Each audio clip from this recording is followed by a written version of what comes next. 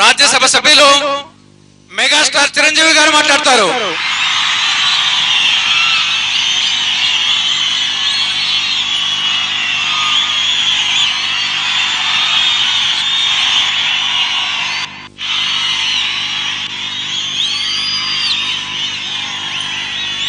మన ప్రీతమ నాయకులు యువనేత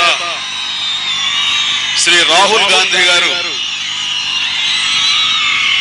భరోసా పాదయాత్ర నిమిత్తం మన అనంతపురం జిల్లాకి రావటం అన్నది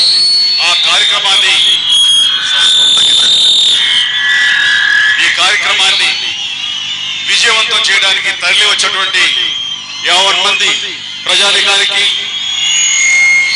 సోదరి మండలకు, ముఖ్యంగా రైతులకు, చేనేత కార్మికులకు, ప్రతి ఒక్కరికి పేరు పేరున నా హృదయపూర్వక నమస్కారాలు తెలియజేస్తున్నాను.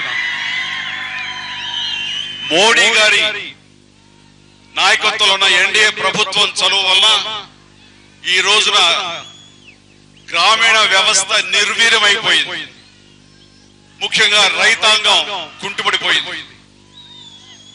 కేవలం రైతులకు భరోసా ఇవ్వలేనటువంటి పరిస్థితి ఈ రోజున, రైతుల ఆత్మహత్యలు నిలువరింప చేయనటువంటి పరిస్థితి, వీళ్ళను నమ్ముకుని ఈ రోజున యావత్ భారతదేశంలో రైతాంగం చాలా కుంటుపడిపోయింది, అతలాకుతలం అయిపోతుంది. అప్పులో బారిన పడి చాలా మంది సూసైడ్ చేసుకున్నారు, ఆత్మహత్యలు చేసుకుంటున్నారు.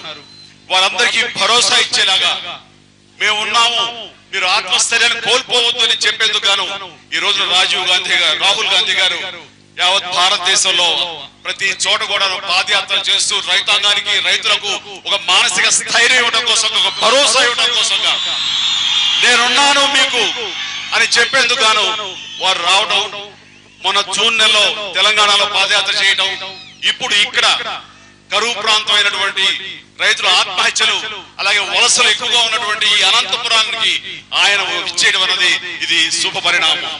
మీకందరికీ గుర్తుంటుంటే 2004లో ఎన్నికల ముందు శ్రీమతి సోనియా గాంధీ గారు ఇదే జిల్లాకి విచ్చేశారు.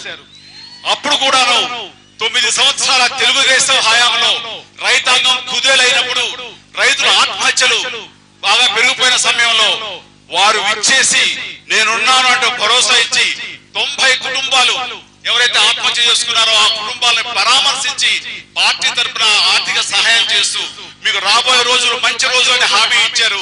అదే విధంగా 2004లో కాంగ్రెస్ ప్రభుత్వం కేంద్రంలో ఇటు మన రాష్ట్రంలో వచ్చింది. ఆ తర్వాత ఎంత సుఖమయంగా ఉన్నది, రైతాంగం ఎంత హాయిగా ఉన్నది అన్నది మీకు ప్రత్యేకించి చెప్పనక్కర్లా. కానీ గత సంవత్సర కాలంలో రైతుల ఆత్మహత్యలు 35% పెరిగాయి అన్నది ఈ రోజున నేషనల్ క్రైమ్ బ్యూరో వాళ్ళు ఇచ్చినటువంటి గణాంకాల మూలంగా తెలుస్తుంది మనకి.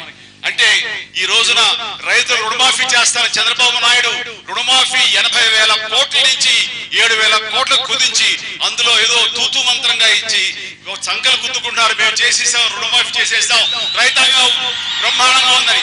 ఎక్కడ ఎవ్వరికి కూడా అందలేదు. ఇంతకుముందే ఒక రైతు చెప్తున్నాడు, నాకు 4,000 రూపాయలు రుణమాఫీ చేస్తానని నాకు మాట ఇచ్చి 110 రూపాయలు ఇచ్చారని చెప్తుంటే ఇంతకంటే అవమానం ఉందా?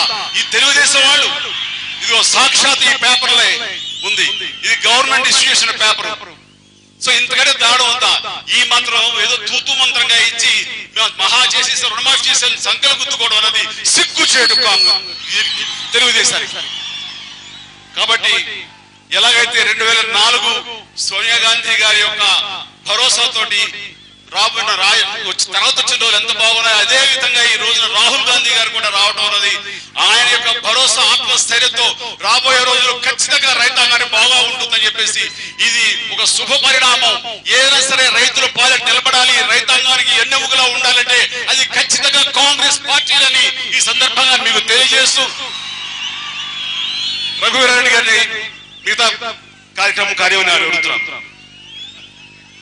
అలాగే ఇక్కడ ఇంకొక విషయం మీకు చెప్పాల్సింది. ఇందాక సోదరుడు అడిగాడు, మాకు ప్రత్యేక హోదా కావాలి, మాకు ప్రత్యేక హోదా ఇవ్వకపోతే మా రాష్ట్రానికి అభివృద్ధి ఉండదు, మాకు రాష్ట్ర అభివృద్ధి కుంటుపడిపోతుంది అని అన్నాడు.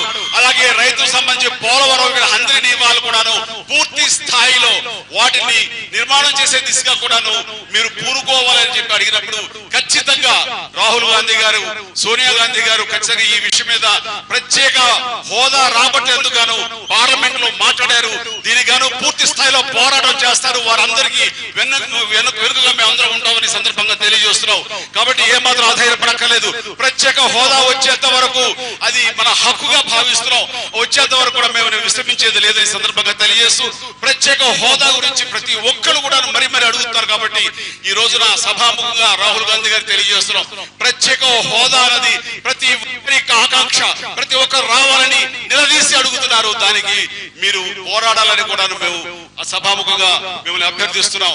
అలాగే పోలవరం నిర్మాణం గాని, హంద్రీనీవా ఈ ప్రాంతంలో కరువు పోవడానికి అది ఎంతో ఉపయోగపడుతుంది. అలాంటి హంద్రీనీవాని పూర్తి స్థాయిలో దాన్ని నిర్మాణం చేసేందుకు గాను మనం అంత కృషి మీరు చేయాలని చెప్పి సందర్భంగా తెలియజేసుకుంటూ ముగిస్తాను. Thank you.